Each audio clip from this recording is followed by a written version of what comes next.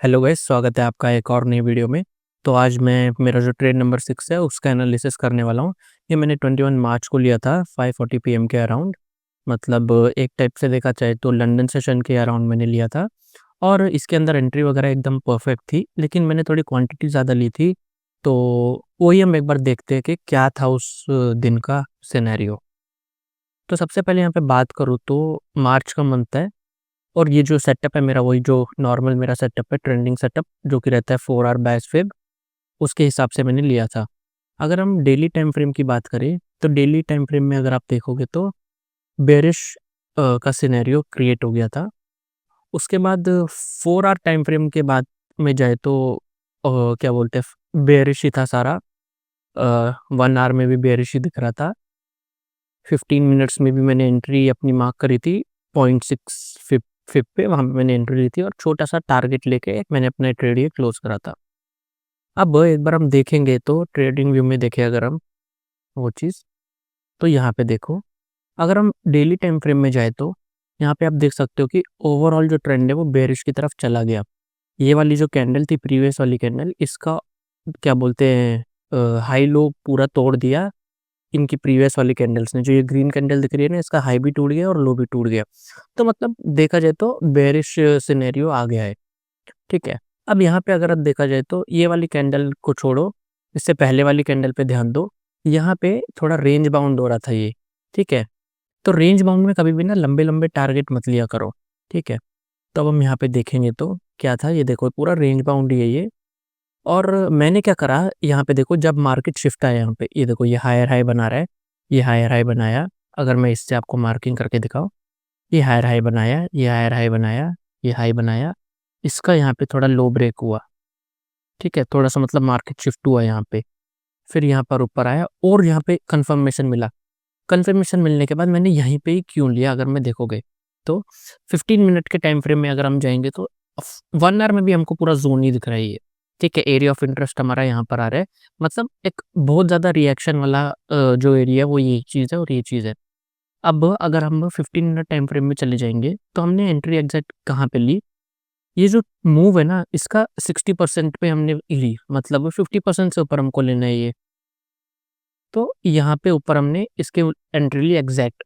Exact entry की अगर मैं बात करूँ तो मैंने 37 पे लिया था। अगर आप यहाँ पे देखोगे तो, यहाँ पे नहीं, यहाँ पे अगर हम देखें तो एग्ज़ैक्टली मैंने यहाँ पे एंट्री ली थी 37 के अराउंड। मतलब अगर देखा जाए तो 0.6 के अराउंड ही मैंने यहाँ पे एंट्री ली थी। यहाँ पे मैंने एंट्री ली थी अराउंड। उसके बाद 1 मिनट टाइम फ्रेम में अगर हम जाके देखें तो यहाँ पे मैंने एंट्री ऑलरेडी ले ली थी, ठीक है? तो यहाँ पे एंट्री लेके छोटा-सा मेरा जो ये था टारगेट था, यहाँ तक का, मतलब जो ये वाला मूव था इसका मेरे को बस तोड़ना था और यहाँ पे बहुत ज़्यादा टाइम पास भी कर रहा था, तो मैंने ऑब्वियसली मैं निकल गया था यहाँ पे।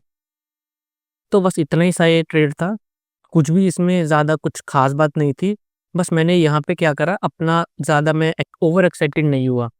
ओवर एक्साइटेड से मेरा मतलब क्या है, मैं इस ये तो नहीं, अभी तो नहीं, अभी मेरा थोड़ा, आज डेट है, जैसे अगर आप देख सकते हो तो 21 अप्रैल है आज का डेट, ठीक है? ये मतलब मैं ऑब्वियसली प्रीवियस जो है मेरा जो ट्रेड्स है जो मैंने जर्नल करे थे उसका एनालिसिस कर रहा हूँ। लेकिन अभी अगर मैं देख रहा हूँ ना, तो ये वाला ट्रेड एक अच्छा ट्रेड था। क्यों? क्योंकि यहाँ पे मैंने अच्छे से वेट करा, मार्केट स्ट्रक्चर बनने दिया मैंने यहाँ पे और वेट करा। लेकिन इसके बाद के अगर आप जो ट्रेड्स देखोगे ना, जिनके अंदर मेरा एक लूज़िंग स्ट्रीक भी आया है, तो उसके अंदर मैंने ये गलती करी है कि मैं बहुत जल्दबाज़ी में ट्रेड ले रहा था। ठीक है? और अगर आप ध्यान से देखोगे ना, यहाँ पे मैंने क्या लिखा है इसके लर्निंग में, 6 entry is good but quantity ज़्यादा ले रहा हूँ। अगर एसएल हिट हुआ तो बहुत बड़ा होगा। Try to keep quantity below 0.5। और ये चीज़ मैंने, अगर आप देखोगे तो फॉलो नहीं करी थी मैंने। आगे वाले ट्रेड में आपको पता चलेगा, एक मैं आपको एक स्पॉइलर जैसा दे रहा हूँ। वो फॉलो नहीं करने की वजह से मेरा अकाउंट जो है, मैं आपको दिखाऊँगा कैसे ब्लो करा मैंने वो, और आगे दिखाऊँगा मैं कैसे ब्लो हुआ और कैसे फिर मैंने फिर से रिकवरी करी। ठीक है? तो वो चीज़ आगे आएगी। तो बस इतना ही आज की वीडियो में, ज़्यादा इसमें कुछ नहीं था। बस मैं आपको दिखा रहा था कि ये जर्नल मैंने कैसे करा। और एक और चीज़ मैंने, अगर आप देखोगे तो, मैंने यहीं पे ही एंट्री क्यों ली, अगर आप देखोगे तो यहाँ पे ना ये एरिया है देखो, कभी भी मैंने आपको कितने पिछले वीडियो में भी दिखाई है, परफेक्ट एंट्री की हुई है। यहाँ पे अगर आप देखो, एक ज़ोन बना हुआ है यहाँ पे, ये ज़ोन का ब्रेकआउट हुआ, ठीक है? तो यहाँ पे मैंने एंट्री ली। मतलब मैंने उस टाइम ये सोचा नहीं था कि मैं मतलब ये सोच के एंट्री लूँगा।